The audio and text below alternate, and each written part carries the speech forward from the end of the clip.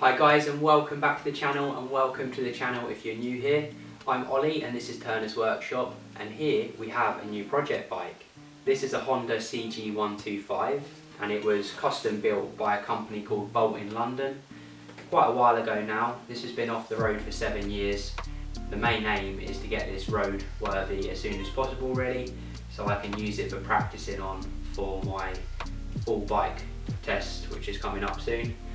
I bought this bike as a non-runner. When I turned up, the guy said he had it started recently, but it wouldn't start when I got there.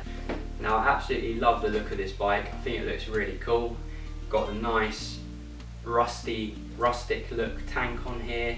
It's got custom forks, really nice lights, this lovely brown leather seat. It's quite simple looking, it's very naked here. The battery is just a very slim battery which sits underneath the seat. In this video today, I'm going to give it a clean up, I'm going to show you around the bike, and then hopefully we might even be able to get it started. Fingers crossed.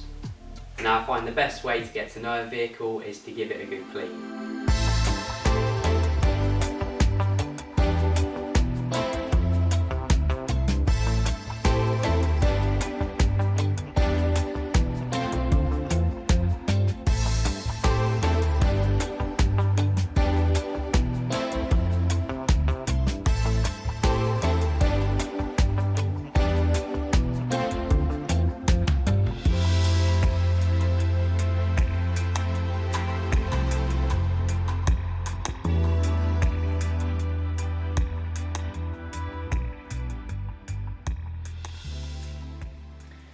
Now the bike came with this little tiny 2.1 amp hour battery, and that just sits underneath the seat here.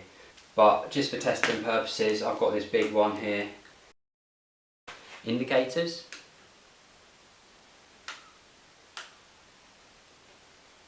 They work. Lights. I think the engine has to be running for them to work, but if I kick it over with the light switch on, you might be able to see the light come on.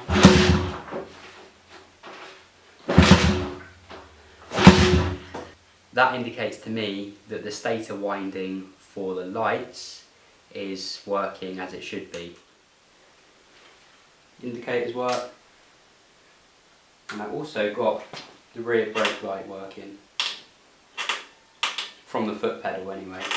It hasn't actually got a switch for the front brake. We've got this inline fuel filter here. I'll be replacing that. I have got one somewhere that we might be able to use. Here we go, this one might work.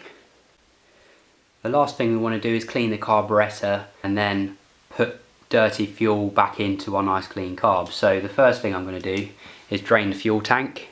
So I've got this valve in the off position at the moment. Let's disconnect the hose, get a bucket underneath here, and then turn it on. Pretty stale fuel. It's not the worst I've seen, but it's still pretty bad. So let's remove the air filter from the carburetor. We need to take off this throttle linkage at the top of the carb, so just unscrew this.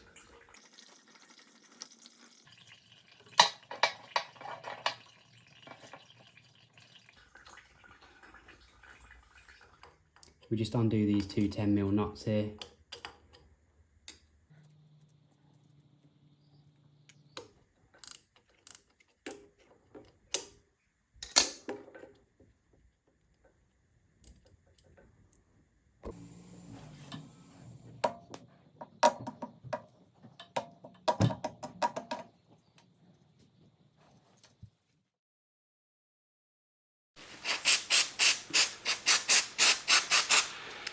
Let's start off by cleaning the outside of the carb.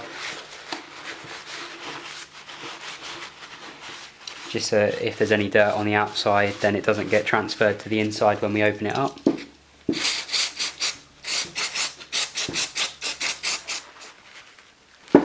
Let's take this fuel hose off.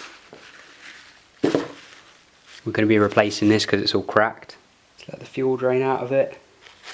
Can use some of that fuel to help clean the outside if it's really dirty. take this hose off the bottom of it. On the bottom of this carb we've got 3 screws holding the bowl on. Let's remove those 3 screws. Okay, are you ready to see the state of the inside of this carb? I haven't seen a carb that clean in a long time.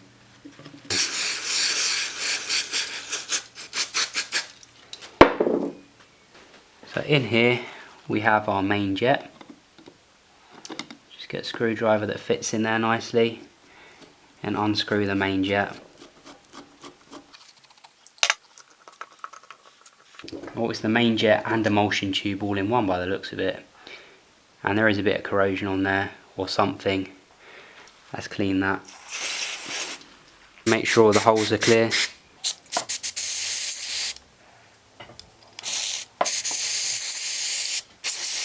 Once a piece is clean, I just put it to one side. We then have the pilot jet. I go ahead and remove that again with a screwdriver, just making sure that we get the screwdriver nicely seated in there because it's only brass. Quite easy to damage these little jets. I take that out and give that a good clean.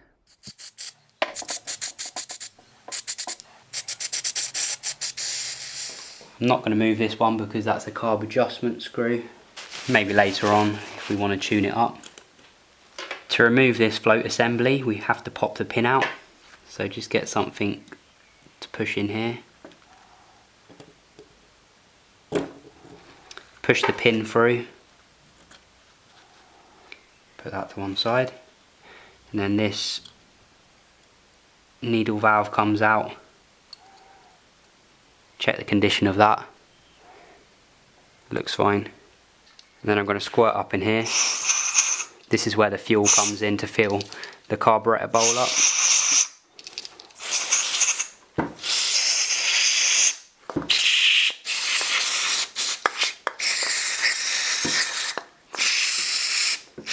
Just give it a good spray in all the holes.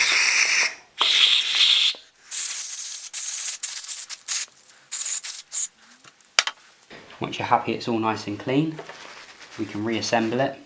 So get our needle valve, and that goes over this piece of the float assembly.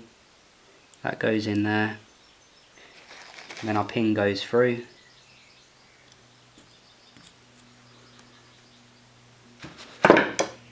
Just press the end in, like that. And then we get this piece, which is the main jet and emulsion tube. Put that back down the middle here. And screw it in until it bottoms out, and then just give it a little nip with a screwdriver. And then we get this smaller jet that goes in there, and again let's screw that in until it bottoms out.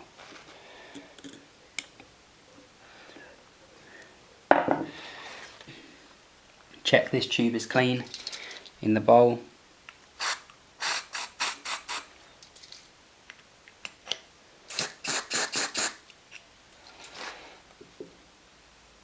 And you could replace this seal around here. I haven't got one, so that's going back on as it is for now. Hopefully it doesn't leak. Put the screws back in.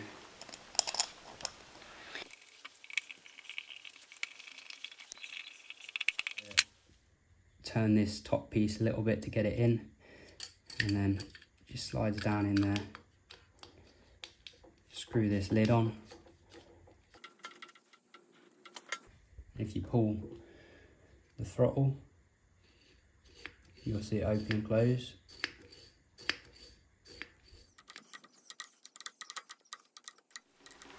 I'm going to take the valve off the bottom of the tank.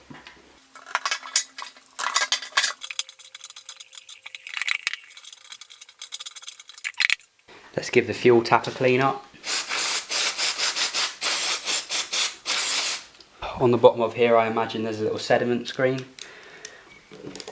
Let's try and unscrew this.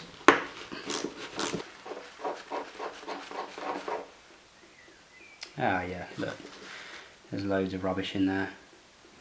I'm actually going to use WD-40 for this instead of carb cleaner, just because I don't want to damage the rubber seal in there.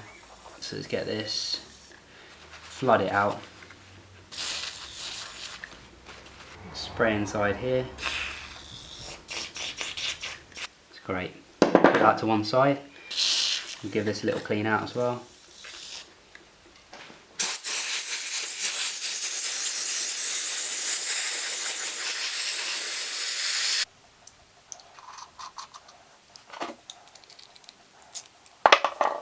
I can still see loads of dirt in the tank floating around, so what I'm going to do is take the tank off and turn it upside down.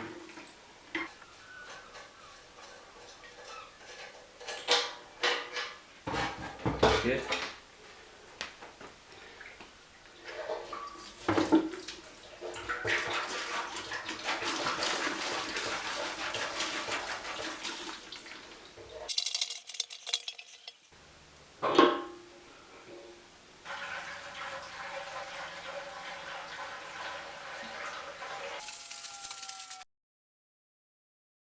I've just put some new fuel hose on here.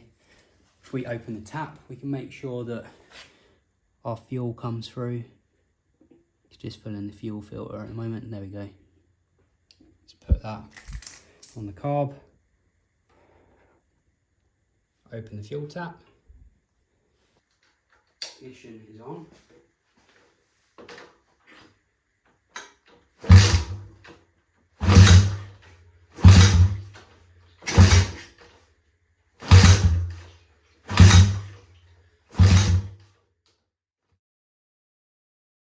I'm going to try and explain my fault finding process as clear as possible so that if you're having a similar problem where you don't have a spark, you can follow this video to try and diagnose it yourself. So here we have a Magneto. It's got some permanent magnets inside the flywheel here, and as this rotates around the stator windings, these two windings here, one is for the ignition and one is for the charging circuit and the lights. So as this rotates, if we go back to basic physics, the magnets rotate around the coil and that produces a current inside the windings, and then we go off these wires here. One goes to the lighting circuit, like I said, and charging the battery, and the other one goes to the ignition coil. So we can test to make sure that we've got an output from this Magneto by using a digital multimeter. You can use an analog one if you've got one, but I've got a digital one, and I think most people these days use a digital one.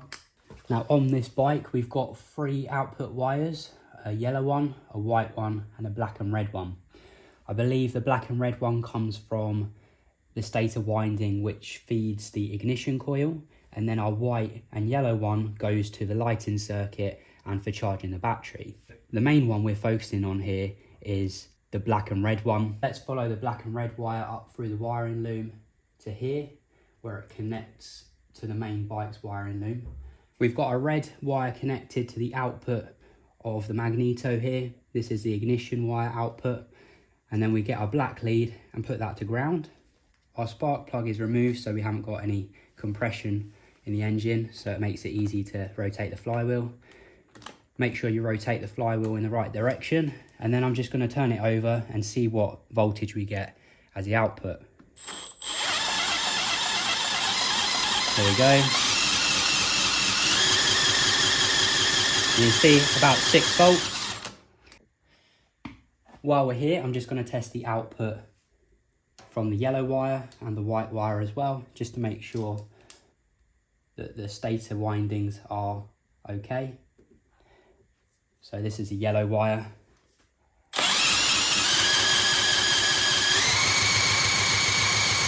Seven volts, that's good. And finally the white wire, 8 volts. So we can safely say that our Magneto is producing an output for each of the wires. This green and red wire is for the neutral switch, which has also got a problem that we have to look at a later date. Let's plug these wires back in, and then the next part to test is the ignition coil. We know we've got an output from our Magneto. It produces 6 volts and it comes up here through this wire. It then goes through the ignition switch and to the ignition coil here through this wire. into the primary winding. So our 6 volts comes through here into the primary winding inside this little transformer or ignition coil. Is essentially a small step-up transformer.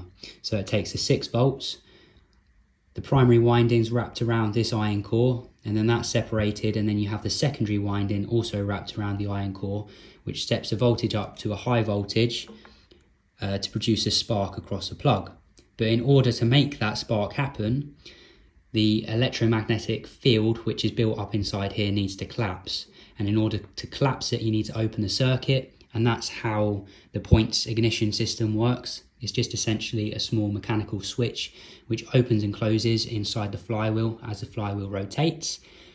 And as that switch opens, the magnetic field inside here collapses, causing the spark to jump across the plug. This is a condenser. This is also connected to the primary winding. And this is to reduce the wear on the points. They're also known as contact breakers. As the name suggests, they break the contact in the circuit to collapse this magnetic field so that we produce a spark across the plug. Now I'm going to take this off and show you how to test it. I'm going to be using my multimeter again, and I want to put it to the ohm setting, measuring resistance. So the ohms looks like this, the horseshoe shape, and we're going to get our black lead. That's connected in the common on the multimeter. And the red one's connected in again to the horseshoe shape, omega, if you're into your Greek symbols. So let's put our black onto the iron core and then measure the resistance across the primary winding. And we've got a resistance there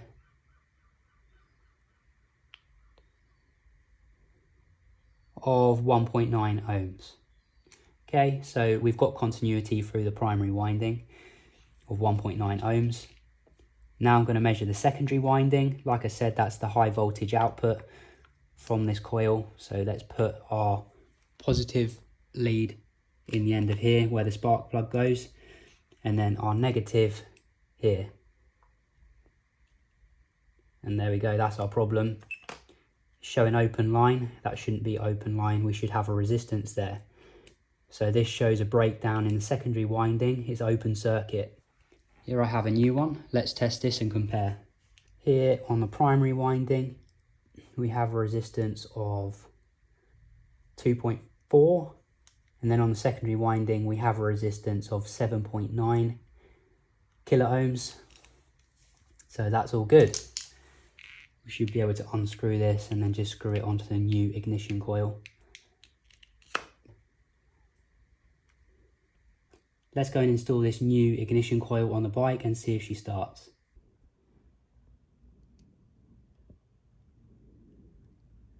And then I'm going to ground out the spark plug on here.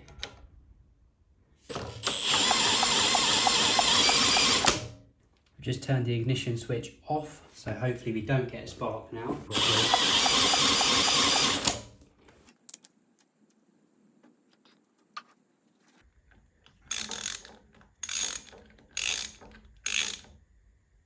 Little nip.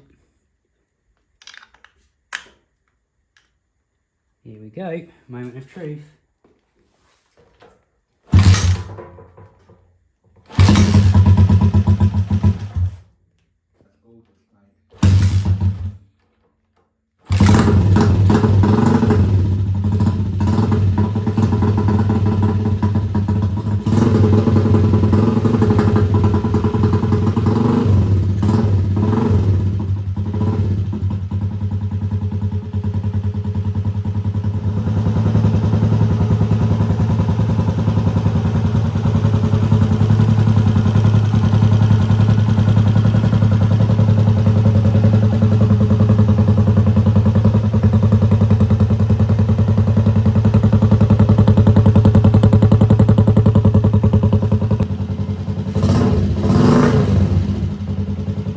All of these crimped connections are a bit loose, so I'm gonna remake all these.